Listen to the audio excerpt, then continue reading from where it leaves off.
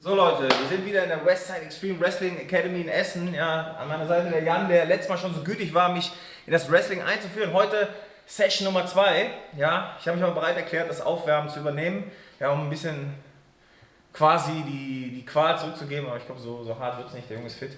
Deswegen nicht lang schnacken. Kopf in den Nacken. Fangen wir an. Ja.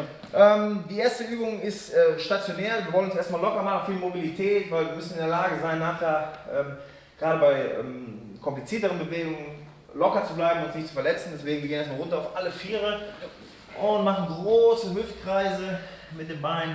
Machen wir 10 nach vorne. Und wenn wir das gemacht haben, hier jetzt auf der anderen Seite. Okay. So, wir tauchen durch mit dem Arm und legen unsere Schulter ab. Wir rollen ihn quasi so durch und machen das auf beiden Seiten. Machen auch so 10 pro Seite. Okay.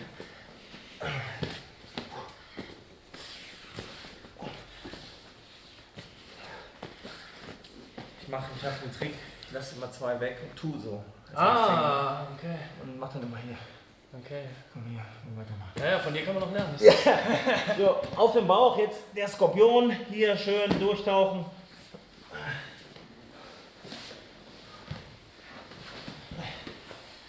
Hast du eigentlich so eine Lieblingstrainingsroutine vor deinen Matches? Oder wie ist das? Ich mache es ähnlich wie du, viel Mobilisation und Dehnen. Und wenn dann jedes Gelenk so durchmobilisiert ist, dann gibt es ein paar Liegestütz, ein paar Kniebeugen, ne, um ein bisschen Blut noch in die Muskulatur zu kriegen. Und je nachdem, wie ich mich fühle, wenn ich mich fit genug fühle, dann pumpe ich mich tatsächlich richtig auf. Ja. Manchmal habe ich da Bock drauf, Ja. Manchmal ist es mir egal. Ja. Dafür habe ich noch so ein Band dabei. Ja. Ne, dann gibt es noch Ein bisschen ordentliche Blut in die Brust. Genau. in den Bizeps. Ja. Nächste Übung, wir gehen wieder hier in diese Knieschlandposition, jetzt rollen wir nach vorne durch, atmen aus, genau, durchtauchen, 10 Mal. Hast du dich schon mal bei einem Match verletzt? Ja, die große Verletzung, die ich so hatte, war ein Wirbelkörpereinriss. Der hat mich dann noch für fast 2 Jahre rausgeschossen. Also zwischendurch gab es ein kleines Comeback, aber da war ich noch nicht wieder ready. Hat mir der Körper dann noch ganz schnell gezeigt. Ja. Das war dann auch der Punkt, wo ich wirklich gemerkt habe, okay, Dehnen und Mobilität sind super wichtig im Training. Das habe ich vorher immer vernachlässigt. Ja. Und ja, von daher gefällt mir das, was wir gerade machen, auf jeden Fall sehr gut. Ja. Ansonsten, ja, Gehirnerschütterung, blaue Augen, mal ein Stück vom Zahn raus ist normal, ne? Ja, oder eine gebrochene Nase passiert auch mal. 10 Liegestütze. Ja. Wie ist das, wenn man dann merkt, man hat sich im Match verletzt, ja, das Match ist aber jetzt noch nicht vorbei, beißt man die Zähne zusammen und zieht durch, oder gibt es dann auch die Möglichkeit, dass man sagt, pass auf, wir müssen jetzt raffen? Also 99% der Fälle macht man weiter, weil das Adrenalin treibt einen da so durch. Dass wirklich Matches abgebrochen wurden, habe ich ganz, ganz selten gesehen. Und Aber es kommt schon vorher. ja, in meinem ersten großen WXW-Match in der Hauptshow ist das tatsächlich passiert, da hat sich mal den Brustmuskel abgerissen. Oh.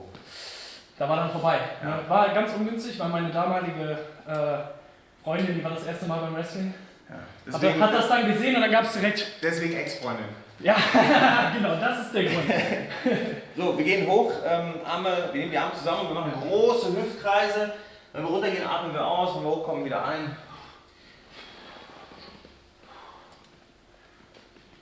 Aber da trifft dann schon der Spruch, war Show must go on. Jo. Da beißt man sich dann durch. Ja. Ja, jetzt sind wir hier schon ein bisschen locker. Was ich immer noch gerne mache, ist halt fürs MMA so spezifische Ringerübungen. Beim MMA der einfachste Takedown ist ja der Doppelbeinangriff, dass ich quasi hier ein bisschen so in die versetzte Kniebeuge gehe, nach vorne. Dann fasse ich unter deinen Hintern und gehe in dieser Position zur Seite, um mich aus dem Gleichgewicht zu bringen. Ja. Und das machen wir jetzt auch in Bahnform. Das heißt, wir bewegen uns hier von hier nach da, runter, nach vorne und zur Seite. Immer zu dem Bein zur Seite weg, das vorne steht. In dem Fall jetzt bei dir nach rechts. Okay. Und dann wechselst du die Auslage und dann machst du das gleiche nochmal. 2 Schritte vor, 2 zur Seite. Genau so ist es. Okay. 1, 2, 1, 2, perfekt. Okay. Auslage wechseln, 1, 2, 1, perfekt. Das ist halt wirklich, du willst halt beim MMA immer Balance auf den Beinen schnell sein. Deswegen hier, okay. Das ist jetzt ein bisschen schneller, du kannst dein Tempo gehen, aber sieht schon gut aus. Block. Genau. Ja, sehr gut. Ja, sehr schön. Genau. Wenn ich jetzt quasi, wenn du in deiner Auslage stehst, bei dir ist das rechte Bein vorne und ich wollte jetzt hier rangehen, du würdest das Bein zurücknehmen und würdest da, wo das Bein eben noch stand, quasi die Hand so runterziehen, wie so ein Schlagbaum. Das heißt, ich will hier ran, nimmst das zurück, genau, und nimmst den Arm quasi wie so eine, wie sagt man, wie so ein Schlagbaum, wie so eine Schranke. Ja? Zum Blocken, genau. Ja. Hier, boom. Okay. Und das machen wir auch in Bahnform. Wir stellen uns unsere Auslage, das Vorderbein zurück, dann kurz, genau, dann wechseln wir wieder die Auslage. Dann auf der anderen Seite, perfekt, genau. Wow.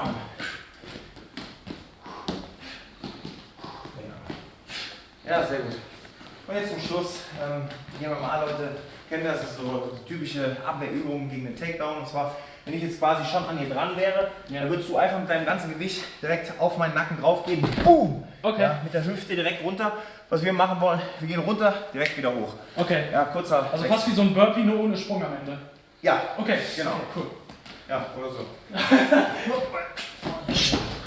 Auslage wechseln. Und wieder hoch.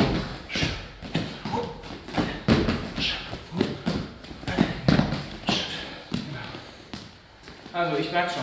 Ja. Sehr gut. Das war's schon. Danke dir. Sehr gut. Aufwärmen ist jetzt nicht der spektakulärste Part vom Training, aber gehört auf jeden Fall dazu. Eben genau Verletzungsprävention. Siehst du da Parallelen in der Art und Weise, wie wir uns aufgehört haben? Ich meine, ich habe ja schon so ein bisschen beim letzten Mal gesehen, ihr macht auch viel über die Bewegung, ja, Puls einmal hochfahren, aber... Ganz genau. Also der Sinn des Aufwärmens ist ja wirklich nur die körperliche Erwärmung, ne, den Puls ein bisschen hochzubringen und das Verletzungsrisiko zu minimieren. Ne? Ja. Sehe ich ganz genauso. Das Coole ist halt, wenn man immer so ein paar sportartspezifische Sachen mit einbauen kann. Ja. Und das war für mich sehr interessant, der Mix aus diesen Mobilitätsübungen, diesen aktiven Dehnübungen und dann auch die Ringersachen. Also hat mir sehr, sehr gut gefallen, wie du merkst, ich rede ein bisschen gedrungen. Ne? Die Galoppade, man hängt immer so ein bisschen hinterher. Genau, aber es ist halt nicht zu ermüdend. Ja. Ne? Also perfekt aufgebaut. Ja, du willst ja auch nicht, das ist ja das nächste Ding, es gibt ja auch manche Gyms, die wärmen sich auf, da ist das Gefühl, danach kannst du schon wieder nach Hause gehen, dann geht das Training aber dann erst los, dann ist die Konzentration auch nicht on point. So, Video ist vorbei. Ihr müsst jetzt Folgendes machen: Abonnieren, die Bimmel klicken und dann Like mit euren Freunden teilen und noch kommentieren.